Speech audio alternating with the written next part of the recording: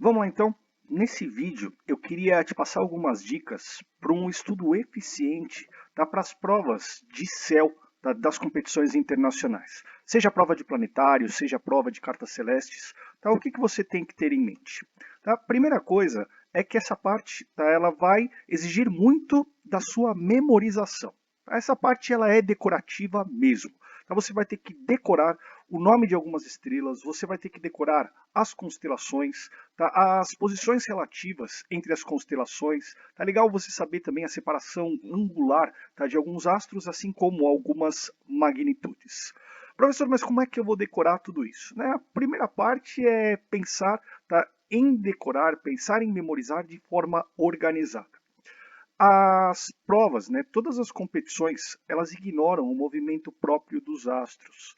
Tá? Então significa, tá, que o formato das constelações, as posições relativas entre elas, vai permanecer fixas, tá, em todas as cartas celestes, tá, que você for analisar. Eu gosto sempre de traçar, tá, um paralelo com o mapa mundi, em que cada país vai representar uma constelação. Tá? Como é que o seu professor de geografia te ensinou a decorar o mapa mundi? Né? Então, uma técnica era fazer você desenhar. Né? Aquela história de colocar uma folha de papel vegetal, tá aí se acostumando com o contorno dos países, tá? O que faz fronteira com o que, tá? Observar várias vezes o mapa mundi, tá? Até conseguir guardar a posição relativa de alguns países. Né? Você consegue facilmente, tá, encontrar hoje onde está o Brasil, onde está os Estados Unidos, onde está a Rússia, onde está a China, tá? Porque você já está acostumado de tanto observar, tá, essa configuração do mapa mundi. Para o céu, tá, vai ter que ser a mesma coisa. Né? Você vai ter que guardar a posição, você vai ter que guardar, tá, os desenhos de algumas constelações para te ajudar, tá, na orientação, né, de que região do céu você está observando. Vamos lá, por exemplo. Eu vou pedir para você localizar rapidamente o Nepal. Pode ser que alguns de vocês tenham um pouquinho de dificuldade, tá? Mas se eu te der, tá, uma dica, ó, o Nepal ele está entre a Índia e a China, tá? Ele faz fronteira com a Índia e a China, então você vai conseguir localizar rapidamente, tá? A ideia é essa. Tá? Pegue uma constelação um pouco mais marcante, tá? E vai estudando, tá, todas as constelações que tem ao redor dela. Tá? Por exemplo, tá, quando você pensa no Brasil, tá, você pensa no Brasil, tá, como a região principal e depois você vai estudando, né, que tem o Uruguai, a Argentina, o Paraguai, a Bolívia, o Peru, a Colômbia, tá, a Venezuela, a Guiana, o Suriname, tá, a Guiana Francesa. Mesmo que a Terra gire, tá? Mesmo que os anos passem, ao menos que tenha algum problema político aí por trás, tá? Esses países vão continuar fazendo fronteira com o Brasil. Tá? O céu é a mesma coisa. Né? As distâncias, tá, entre as constelações, elas não vão se alterar. Que mais? Pontos turísticos. Tá? Vamos traçar aí um paralelo com pontos turísticos. Tá? Eu vou falar um ponto turístico e eu quero que você associe ao país.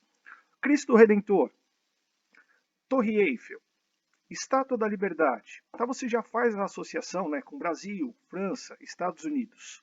Para o céu, tá, ao invés de a gente ter aí esses pontos turísticos, os nossos pontos turísticos serão os objetos de fundo, que pode ser uma nebulosa, uma galáxia, tá, um aglomerado. Tá? Cada vez que alguém diz um objeto de fundo, você tem que associar com a constelação correspondente. Pensou em Pleiades, tem que pensar em Touro. Tá? Você pensou na nebulosa do Anel, tem que pensar em Lira. Tá? Pensou na galáxia do Sombreiro, tem que pensar na constelação de Virgem. Bom, linhas imaginárias. Você aprendeu algumas linhas imaginárias para o mapa mundi, tá, que te ajudava, tá, num sistema de coordenadas. Tá, você tinha lá o Equador, o meridiano de Greenwich, tá, os paralelos de latitude e os meridianos. No céu, tá, a gente também vai ter, tá, o Equador celeste, o meridiano principal, os paralelos de declinação e as linhas de ascensão reta. Olha só, tá, o céu, tá aí já representado, tá, os limites das constelações. Professor, tá, mas eu estou achando ainda complicado, né? Como é que eu vou conseguir guardar a posição relativa desses objetos? Né? O que faz fronteira com o que? Por incrível que pareça, tá, guardar essas posições é até mais fácil, tá, do que guardar a distância entre os países, as posições relativas entre os países. Por quê? Porque todas as constelações ou fazem associação, fazem alusão a um objeto, ou a um personagem mitológico, ou a um animal, ou a uma pessoa. E aí você pode juntar cada uma das regiões usando histórias que não necessariamente precisa fazer sentido, tá? Só para você guardar a distância relativa entre elas. Agora está na hora de você deixar a criatividade rolar solta. Eu vou te dar aqui um exemplo. Como é que eu faço para decorar essas constelações? Você pode imaginar um leão que pegou um sextante, que é um instrumento de navegação, que estava dentro de uma taça, e ele deu esse sextante para um caranguejo. Só que o leão ele não estava sozinho. Em cima das costas dele estava o filho dele, estava o leãozinho. Então o leãozinho fica nas costas do leão e o leão pega um sextante dentro de uma taça e dá para o caranguejo. Pronto. Faz uma imagem disso que eu acabei de falar, que você já conseguiu guardar algumas constelações que estão próximas uma das outras. Outro exemplo, o centauro. O centauro é metade homem, metade cavalo, ele está segurando um arco. Esse arco tem uma flecha que ele fez usando régua e compasso. A ideia de ele fazer essa flecha é matar um lobo e colocar esse lobo morto em cima de um altar. Só que o centauro não conseguiu atingir o lobo. A flecha atravessou o lobo e acabou atingindo o escorpião que tinha uma coroa na cabeça. Pronto. É isso que a gente chama de técnica de memorização eficiente. Crie imagens que não precisam necessariamente ter um sentido físico para você conseguir guardar aquela região. Bom, aqui eu tenho uma linha que é importante no céu, chamada de eclíptica. Ela descreve a posição do Sol no céu ao longo do ano. A eclíptica ela cruza 13 constelações. Para você guardar a sequência, eu costumo usar Artajeca, Levilisco, Ofi, Sacaquap. Outro jeito de guardar. Então, Artajeca, Levilisco, Ofi, Sacaquap. Ar de Áries, Tá de Touro, G de Gêmeos, K de Câncer e assim sucessivamente. A sequência disso que eu falei, Artajeca, Levilisco, Ofi, Sacaquap, ela já te dá a sequência das constelações zodiacais. Aqui só um comentário rápido, veja que a eclíptica cruza muito mais o Ofiuco do que o Escorpião. Isso daí é útil você também saber. No guia de apoio para reconhecimento do céu, você vai encontrar mapas como esse. Esses mapas eles foram produzidos pela Sky Interscope em parceria com a União Astronômica Internacional.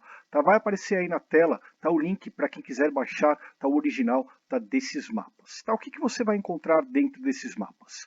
Eu tenho os limites de cada uma das constelações. Aqui a gente está usando como exemplo a constelação de Virgem. Uma sugestão de asterismo, que é essa figura imaginária dentro da constelação.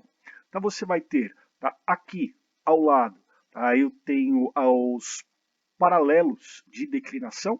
Veja que a constelação de Virgem ela é atravessada pelo Equador Celeste.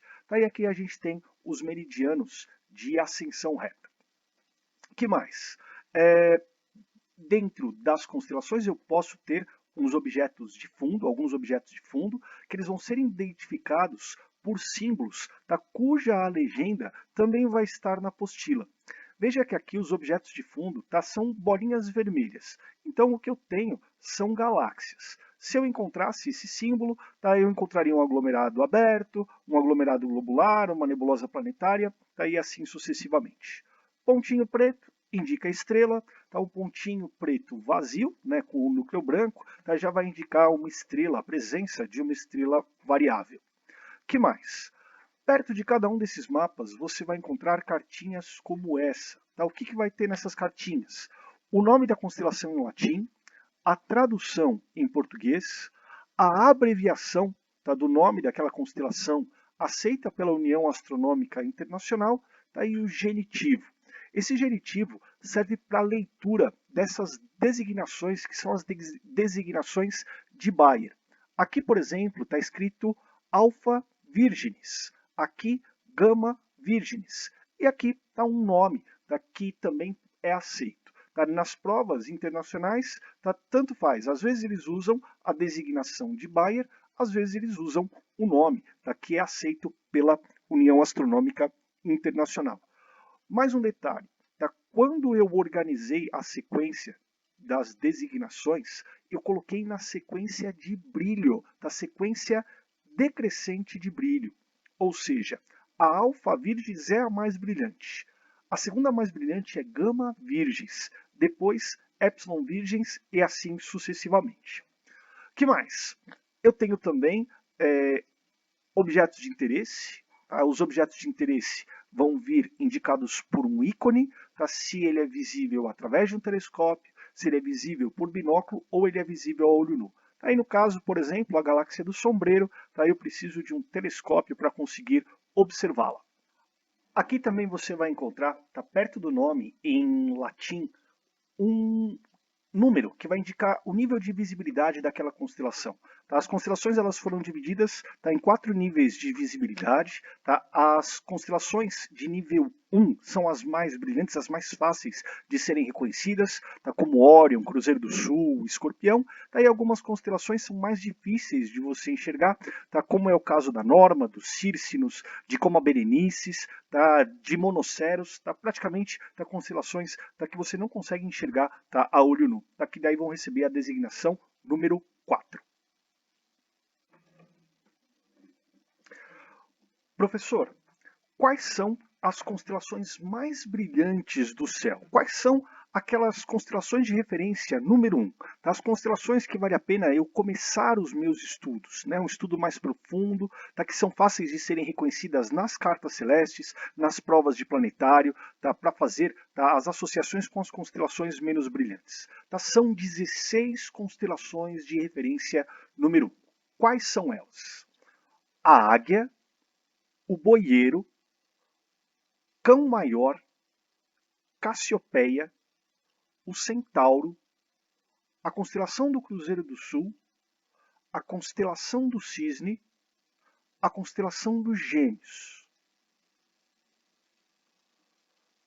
a constelação do Leão, a Lira, Órion, Pégasus, Sagitários, Escorpião, Touro e a Ursa Maior. Tá? Guarde muito bem essas 16 constelações. Tá legal você saber o nome tá, das estrelas que tem tá, essas constelações, as estrelas mais brilhantes, os objetos de fundo, tá, as posições relativas tá, umas com as outras. Estudou bem as constelações de referência número 1, parte para as constelações de referência número 2. São 13 constelações de referência número 2. Quais são elas? Andrômeda, Auriga, Cão Menor, Carina, que faz parte de um barco celeste, né, que é o Argus, Coroa Boreal, o Corvo, o Grou, Hércules, Ophiuchus, Perseu, Ursa Menor, a Vela e também a constelação de Virgem. Guardou as 16 primeiras constelações de referência número 1, tá? O próximo passo é guardar tá, as constelações de referência número 2, tá? Essas 13 que eu acabei de te mostrar. Professor, quantas estrelas eu preciso decorar para as provas da seletiva? Né? Quantas estrelas eu preciso estudar para as provas internacionais? Pois é, quanto mais estrelas você conseguir guardar, melhor. Tá? Mas eu queria que você fizesse primeiro a memorização de forma inteligente, de forma eficiente. Como assim? É comum os alunos se preocuparem em guardar o nome da estrela mais brilhante de cada uma das 88 constelações. Isso não é um jeito inteligente de estudar. Por quê? Por causa das constelações de referência número 4, que só possuem estrelas de baixo brilho. Por exemplo, Caelum, Antlia, Indus, não tem nenhuma estrela relevante que vale a pena você guardar o nome. No entanto, o Cruzeiro do Sul, é legal você saber, o nome de mais do que uma das estrelas. é o caso de Órion, é o caso de Escorpião, tá? Do Cão Maior, tá? Que você tem que saber o nome, tá? De algumas estrelas. O melhor jeito, tá? De tratar de forma eficiente, tá? O estudo do brilho das estrelas é dividido por categorias de brilhos, tá? Independente da constelação que elas se encontram. Pegar, por exemplo, as 50 estrelas mais brilhantes do céu, independente da constelação que ela está, tá? E guardar os respectivos nomes. E você vai encontrar, tá? Uma tabela com esses nomes lá na página 38 da sua apostila, né? Lá do Guia Prático para Reconhecimento do Céu. Tá? Então aqui, por exemplo, tá? Você tem que saber que a estrela mais brilhante, tá? Do céu é Sirius, ela está na constelação do Cão Maior. A segunda estrela mais brilhante é Canopus, está em Carina. A terceira, Arcturus, está no Boieiro, e assim sucessivamente. Note, por exemplo, que a sétima estrela em brilho e a 10ª estrela em brilho estão dentro da mesma constelação, Órion. Tá? Aqui também você vai ter Mimosa, a Crux, tá? Algumas estrelas, tá? Do Cruzeiro do Sul que você tem que saber o nome. Então pode acontecer, tá? De estrelas dentro da mesma constelação, tá? Você tem que saber, tá? Os nomes, e vão ter aí constelações que nem aparecem. Beleza? Vamos agora para os nossos pontos turísticos do céu, né? Nossos objetos de fundo. Tá? Eu selecionei aqui 6 aglomerados abertos. Estou te mostrando, tá? O aglomerado aberto da Caixinha de Joias, que fica no Cruzeiro do Sul. Estou te mostrando o aglomerado aberto das Pleiades, tá? Que fica em Touro, tá? É o objeto do catálogo Messier 45. E aqui estou te mostrando as Íades. Tá? Veja que eu tenho poucas estrelas azuis, quentes e recentes. Aqui a gente ainda tem, tá, a nebulosa que deu origem a essas estrelas. M6, tá, borboleta no Escorpião. Eu tenho M7, tá, o aglomerado de Ptolomeu. E aqui M41 no Cão Maior. Pronto, tá, já te mostrei os 6 aglomerados abertos. Selecionei 3 aglomerados globulares. Tá? Veja que comparado com os aglomerados abertos, tá? A gente tem muito mais estrelas. Tá? Estrelas de predominância vermelha. Tá? Estrelas mais frias, tá? E também, tá, portanto, tá, esse aglomerado é um pouco mais antigo, né? Comparado, tá, com os aglomerados abertos. Tá? Eu tenho Ômega Centauri, tá, que fica no Centauro, 47 Tucana, que fica na constelação do Tucano, tá aí o M13, tá, o aglomerado de Hércules, o aglomerado globular de Hércules, que fica na constelação de Hércules. Selecionei 7 galáxias. Aqui é a grande nuvem de Magalhães, que fica no Dourado. A pequena nuvem de Magalhães, que fica no Tucano, tá, são as nossas galáxias satélites, tá, de formato irregular. A galáxia mais próxima, tá, da gente, né, depois, obviamente, tá, dos nossos satélites, que é a galáxia de Andrômeda M31, que fica na galáxia de Andrômeda. A galáxia do Moinho, que fica no Triângulo, apesar do Triângulo não ser, tá, uma constelação muito brilhante, lá tem um objeto, tá, bem interessante, que é o objeto M33. Centaurus A, tá, que fica na constelação do Centauro, tá, geralmente, tá, ele pode ser confundido, isso daí é uma pegadinha muito comum, tá, com o Ômega Centauri, tá, então você não pode confundir o Ômega Centauri, que é um aglomerado globular, com o Centaurus A, tá, que ele fica um pouco mais para cima, tá, que é uma galáxia. O Sombreiro, a galáxia do Sombreiro, que fica em Virgem.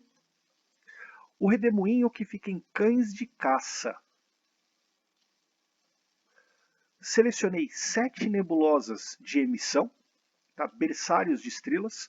A mais famosa, sem dúvida, é a nebulosa de Órion, M42, que fica na constelação de Órion. A nebulosa da Tarântula, que fica no Dourado. A nebulosa da Roseta, que fica em Monoceros. Tá? Essa região, o Monoceros, ele fica, tá, dentro do Triângulo do Verão, para o hemisfério sul. Tá? Então, no Triângulo do Verão, perto de um dos vértices do Triângulo do Verão, né, perdão, de um dos segmentos, fica lá, tá, o Monoceros. Eta Carina, que fica na constelação da Carina. A nebulosa da Lagoa, M8, que fica em Sagitário. A nebulosa Trífida, tá, que fica também em Sagitário. Tá? Olhe sempre a constelação de Sagitário com muito cuidado, porque como o Sagitário ele aponta para o centro da galáxia, tá, aquela região é muito rica de objetos de fundo. E aqui a nebulosa da Águia, que fica em Serpente. A nebulosa da Águia ela é muito famosa, tá, por conta, tá, dessa formação que são os pilares da criação. Selecionei 5 nebulosas planetárias. Aqui a nebulosa do Anel, a M57, que fica em Lira. A nebulosa dos Halteres, M27, que fica na Raposa, Vulpecula. A nebulosa da Hélice, tá, que fica em Aquário. Tá, dependendo, tá, de como você pega a imagem, tá, é muito fácil confundir a nebulosa da Hélice, tá, com a nebulosa do Anel. Tá, por isso que você tem que se acostumar, inclusive, com essas figuras que eu estou te mostrando. A nebulosa da Coruja, M97, que fica na Ursa Maior. E a nebulosa do Esquimó, tá, que fica na constelação do Aquário. Para fechar, uma remanescente supernova, tá, o objeto número 1 do catálogo Messier, a nebulosa do Caranguejo. A tabela completa com esses objetos você vai encontrar no nosso guia na página 40 e 41. Tá, fica a dica de observar o céu natural sempre que possível, tá, e baixar o Stellarium. Tá, baixe o Stellarium, tá, e use muito, tá, esse programa porque ele é muito bom. É isso. Né? Bons estudos a todos, tá, bons céus e até a próxima. Tchau!